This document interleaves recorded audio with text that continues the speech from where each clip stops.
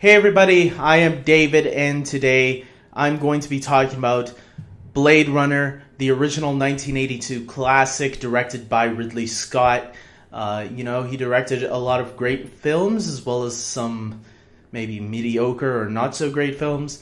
Some of his best obviously include Gladiator, Alien, the original Alien film, as well as the most recent Alien Covenant, Prometheus, and much, much more. So let's get right into this original Blade Runner, because Blade Runner 2049 is coming out in just tomorrow, actually, and I'm gonna go check it out tomorrow because of all this positive reviews it's getting. So I'm like, okay, why not? It might be a really good film that I might enjoy. The reason I'm saying it like that is because I'm going to be honest, I am not a huge fan of the 1982 original. I think it's an okay film, but I really do feel it's a movie that's kind of overrated a little bit. And I'm not just saying that for the sake of saying it. I actually do mean that because I know some people do reviews just to be different, and I'm not that kind of person. If you check out my reviews, you know I'm usually honest. If I like something, I'm gonna say I love it, and usually I'm pretty fair with movies.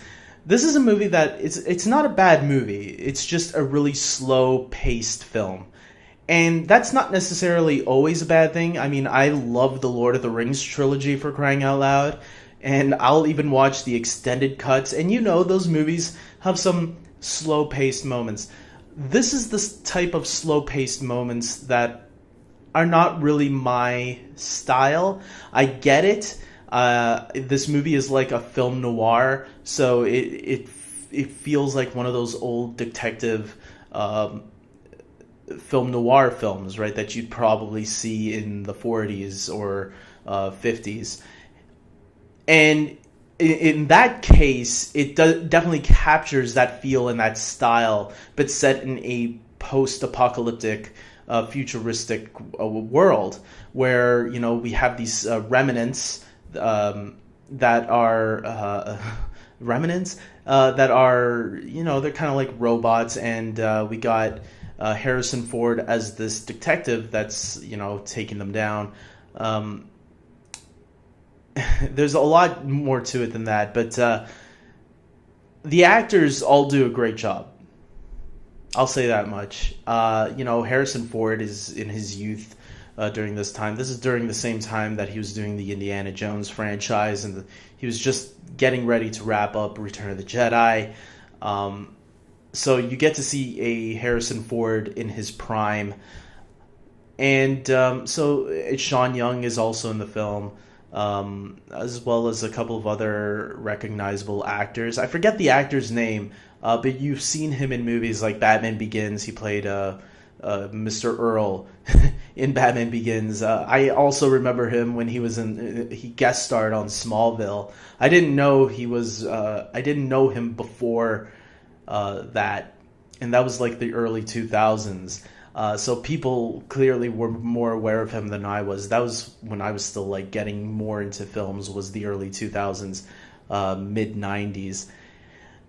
So the actors are all great. The action, obviously, it doesn't matter about the action in these movies. It is what it is. The special effects kind of hold up. Now, I've seen the final cut of the movie, which people say the final cut is like the best cut, and yeah, it's good. I don't know if the special effects were remastered though, but I will say that I do think they look pretty damn good for 1982. So if somebody can confirm that if he remastered the special effects in the final cut version, let me know. For all it's worth, though, look, if you're someone that expects something to be quick paced, you're not going to get that. That's not what this movie is. This is a thinker's film, and look, I don't mind movies that make me think, but you have to give me something interesting while I'm thinking. Sometimes the things that they're giving you to think about, they really take their time with, and for some people, that's great, but for me, I just need a slightly faster paced movie than this. Look, like I said, it's not a terrible movie. I don't hate this movie. I actually see why people enjoy it. I get it. It's a really well done film. For me, though, it's not my kind of film. I just could never really get into film noirs as like other people tend to. But I do see goodness in this film. So as a piece of art, I respect it. Just as a movie overall, it's not my type of film. But I am giving this movie a 6.5 out of 10. I think that's a fair score. That's still a passable score. I could push it to a 7 if I was really generous. Maybe I will. I don't know. Nah, I'm keeping 6.5. I gotta stick true to my gut. Because throughout the film I find myself kind of dozing off a little bit, like, okay, this is fine. And then I'll get back into it when something happens.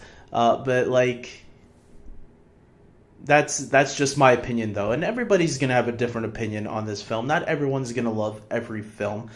And I just want people to remember that look, I might not have loved this film, but I'm still looking forward to the new one, because I heard that you don't have to really watch the original to appreciate the new one. The new one really stands well on its own, and that's why I'm really looking forward to it, to see how the director of this new one does a really great job. And he's a well-respected director, so and if the movie's getting really great reviews, let's remember this original film bombed in the box office back in 1982. So maybe I'm not alone on this. Maybe there are people out there that do think the movie is a little overrated. But clearly this new one is getting a lot of love. So maybe he did something to modernize it and to make it stronger and better than the original. I don't know. I have to see. Maybe one day after this new one, I'll go back for a fourth time to check this original Blade Runner movie out, and maybe I'll start to see even more, because I've heard people that have checked it a couple more times and have grown to like it. And I'll admit, this was the third time of me rewatching it recently, and there is a part of me that actually grew to like it a little bit more. So who knows? Maybe on my fourth or fifth time, I'll really love the movie and I'll finally understand why people really, really love this film. But until then, guys, I still gave it a good score. So be kind to me, please. And until next time, take care.